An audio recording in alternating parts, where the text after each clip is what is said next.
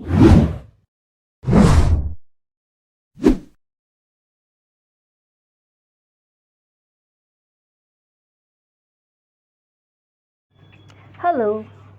welcome back.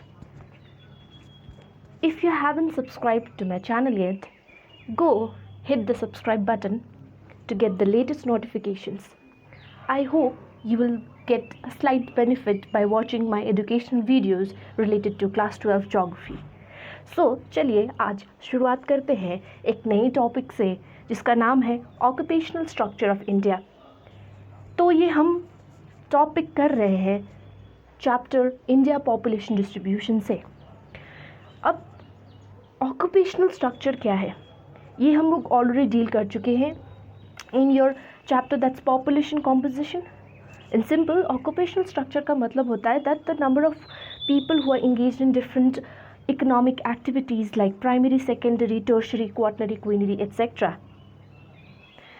सो आज हम Indian context में देखेंगे कि इंडिया का ऑक्यूपेशनल स्ट्रक्चर कैसा है। So let us start. उससे पहले हमें कुछ और चीज़ देखना होगा। ओके ये देखना होगा कि इंडिया में जो वर्किंग पॉपुलेशन है वो कैसा है। इससे हमें पता लग जाएगा कि कितने परसेंट लोग कितने डिफरेंट सेक्टर्स ऑफ इकोनॉमी में इंगेज्ड है। So let us start with the working population of India. Now the working population of India has been divided into 3 categories of workers बोलते हैं उसको। पहला कैटेगरी है main worker, second category is marginal worker, third category is non workers. अब देखते हैं main worker किसको कहते हैं। Main worker is a person who works for at least 183 days in a year और फॉर 6 मंथ्स। ठीक है, मतलब जो इंसान 183 डेज इन अ ईयर काम करता है और या 6 महीने के लिए काम करता है उसको मेन वर्कर बोलते हैं। मार्जिनल वर्कर वो होता है who works for less than 183 days in a year or less than 6 months। ठीक है, सो मार्जिनल वर्कर्स का मतलब होता है कि वो साल के 183 डेज लेस काम कर रहा है और लेस देन 6 मंथ्स के लिए काम कर रहा है।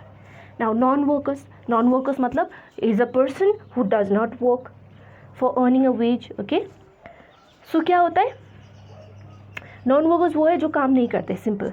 ठीक है, अगर मैं बताऊँ in simple terms, main workers plus marginal workers हमारे इंडिया के वर्किंग पॉपुलेशन में सिर्फ 39.8% ही है।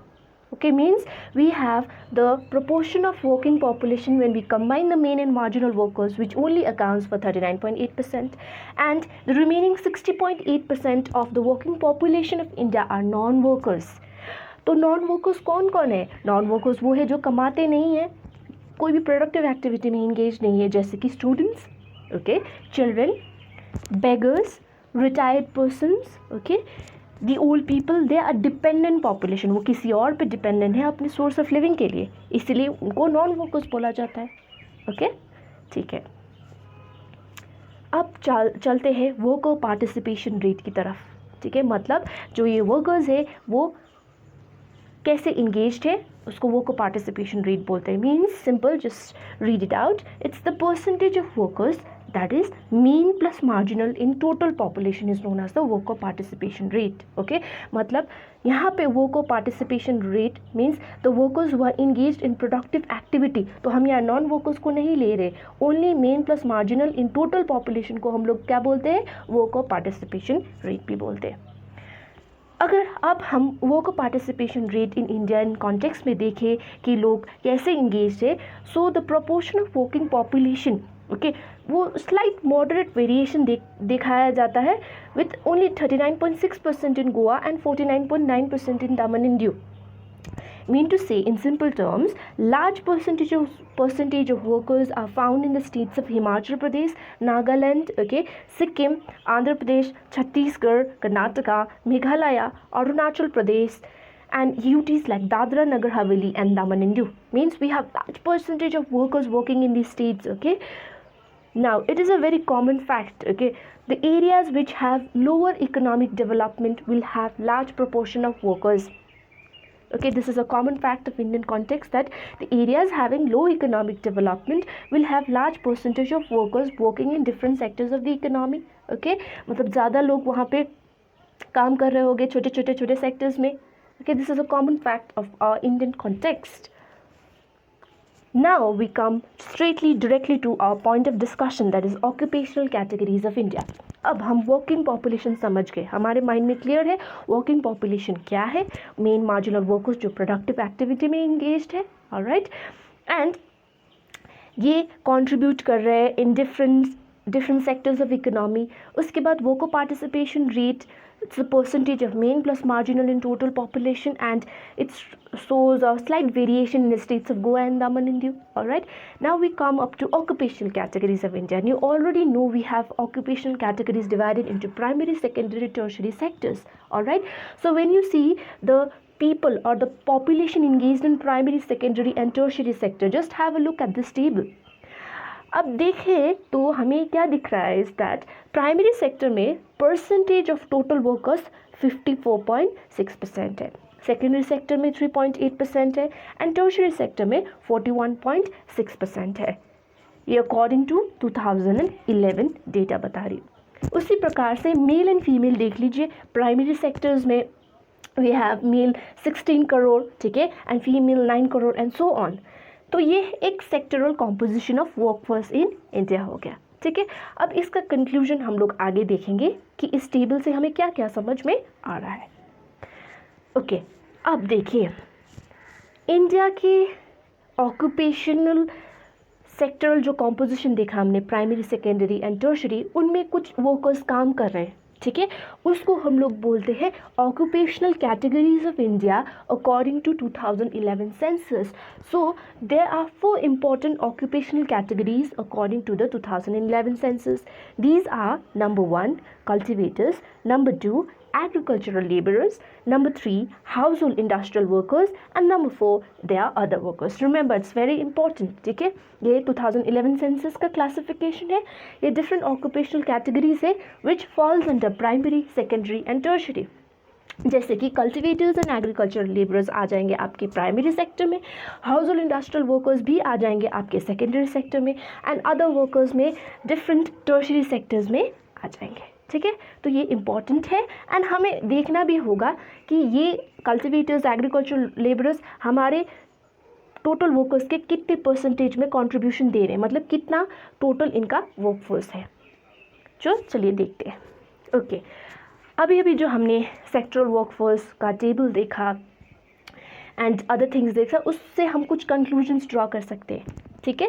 कंक्लूजन ये है दैट अभी जो मैंने आप लोगों को ऑक्यूपेशनल कैटेगरीज बताया, इसमें से 54.6% is constituted by cultivators and agricultural labourers, ठीक है. ये दोनों मिला के कितने हो गए, 54.6%. हाउस होल्ड इंडस्ट्रियल वर्कर्स है 3.8% of the total workforce, whereas 41.6% they are other workers, और जिसको हम लोग बोलते हैं जो इंगेज्ड है नॉन हाउस होल्ड इंडस्ट्रीज में, trade, commerce, construction, repair and other services, जो कि आता है टर्शियरी सेक्टर में, ठीक है. तो यहाँ पे हम लोगों को समझ में आ गया कल्टिवेटर्स एंड एग्रीकल्चरल लेबर्स 54.6% मतलब प्राइमरी सेक्टर में इंगेज्ड है, हाउस होल्ड इंडस्ट्रीज 3.8% मतलब सेकेंडरी सेक्टर में इंगेज्ड है, 41.6% means non house hold industries, trade, commerce है टर्शियरी सेक्टर में, ठीक है. अब एक और चीज़ देखना बहुत ज़रूरी है, जहाँ पे मेल एंड फीमेल पार्टिसिपेशन कितना है in different sectors of economy.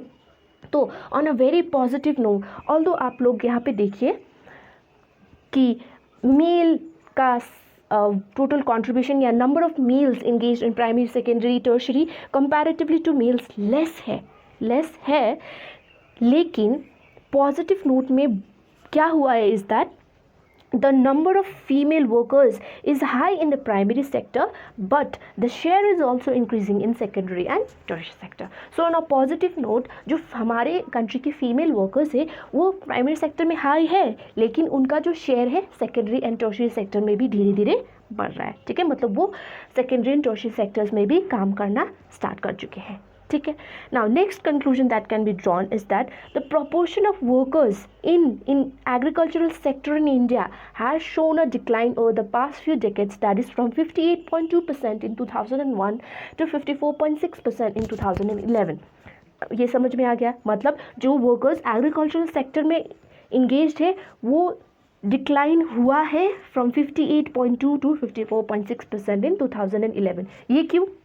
क्योंकि ये पॉइंट पे आओ, there has been a sector shift in the economy to non-farm based activities.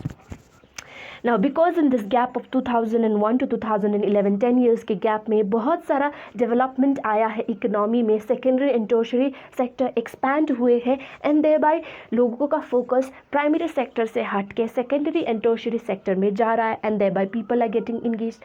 Okay, so there has been a sectoral shift in the economy which has been responsible for decline in this agricultural sector. ठीक है, तो ये बहुत सा simple सा बात है समझने के लिए. ओके, अब ऑन एन एवरेज, जिसको हम कंक्लूडिंग रिमार्क्स भी बोलते हैं, so the percentage of total workers in primary is 54.6%, secondary is 3.8% and tertiary is 41.6%. Okay, now if I just tell you on an average that our country in an context, okay, tertiary activity या tertiary services बहुत बढ़ रहे हैं. जैसे कि देख लो for example tourism एक सर्विस है, टूरिज्म सेक्टर बहुत ग्रो कर रहा है हमारे कंट्री में. Okay, so tertiary activities are also picking up the pace in our Indian context.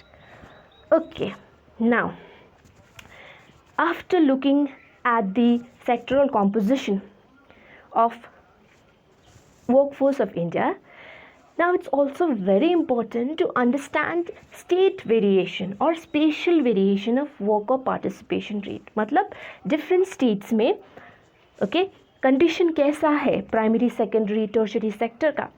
सो आप लोगों को एक मल्टीपल कॉम्पोजिट बार डायग्राम दिख रहा होगा. ओके, ऑल्दो ये थोड़ा सा क्लियर नहीं होगा, फिर भी इसी बार डायग्राम के बेसिस पे कुछ कंक्लूजन्स है. Okay, so sometimes in your CBSE examination what happens, they can give you this particular diagram and ask you certain questions based on this above bar diagram. So let us look at the conclusion from the above bar diagram. मैंने बहुत ही concise वे से समझाने की कोशिश की है rather than paragraph wise. ठीक है, सो इन पूरे डायग्राम से हमें ये पता चल रहा है is that the spatial variation of worker participation rate shows the states like Himachal Pradesh and Nagaland consist of cultivators. ठीक है, सो आपको ये देख के पता चल जाएगा कि हिमाचल प्रदेश एंड नागालैंड में vast majority of people are cultivators. ठीक है, now next Bihar, Jharkhand, Chhattisgarh, Orissa, Andhra Pradesh, West Bengal and Madhya Pradesh have high proportion of agricultural laborers. Okay, so as you already know these states, okay, they have more amount of agricultural activities, इसीलिए इस यहाँ पे ज़्यादा proportion of agricultural laborers हमें मिल जाएगा. Now third point, the highly urbanized areas like Delhi, Chandigarh and Puducherry, the people are engaged in other services, that is tertiary, quaternary and quinary sectors. ठीक है, सो जो urbanized areas में Delhi, Chandigarh and Puducherry में लोग other activities में engaged है या non farm based activities में एंगेज्ड है. क्यों? क्योंकि वहाँ ज़्यादा तुम्हें एग्रीकल्चरल एक्टिविटी नहीं मिलेगा, because also there has been development in that particular area. Okay, so that is why the highly urbanised areas they are mostly engaged in your other services. So this conclusion could have been drawn from the above multiple, that is this multiple bar diagram. Okay, so this was all about the occupational structure of India. Okay, so the chapter ends out here. So remain connected with the channel so that I get encouraged to upload the other chapters in due course of time. So thanks for watching.